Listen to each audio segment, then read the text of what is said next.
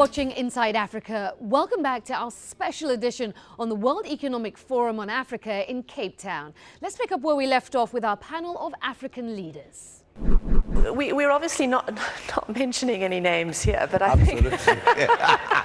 And we mustn't. What then is your response to the issues, now this is touching on, of, say, the International Criminal Court? Africans have been very prickly about it.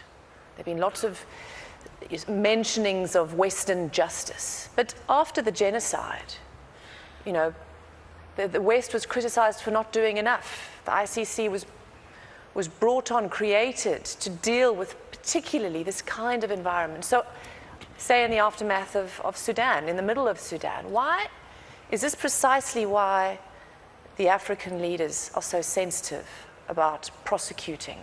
Every time if you create something and it creates an impression that Africa is being governed from outside rather than from within by the Africans themselves, then you have a problem. For example, in my country, leaders, a number of leaders, and really for political reasons, have been indicted by the justice systems of countries in Europe. Do you contemplate where our own village judges would indict European leaders? And it's not because there is a short of a list of crimes that they could be associated with. That doesn't happen. So how does it become universal jurisdiction? Now let's come to the International Criminal Court. There are specific examples. First of all, they tell you this criminal court works with national jurisdictions. And says, as a caveat, 30 African countries have signed the Rome Accord. Yeah. Just as a... Yes, it's very unfortunate. Yes, because I also know that some of these countries signed that because they wanted to solve certain problems in their own countries.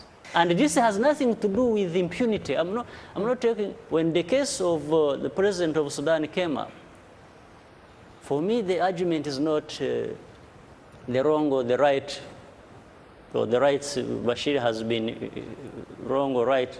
It's also about how do we handle such cases equitably and fairly. South Africa has signed the Rome Accord, the Rome Treaty. Yes, it has. Yes. So you... We are not trying to say I signed.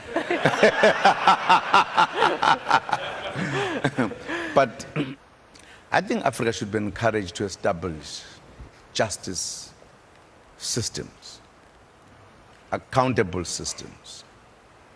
That must begin to be the culture of how do we run our affairs. And I think Africa must face to that to deal with it.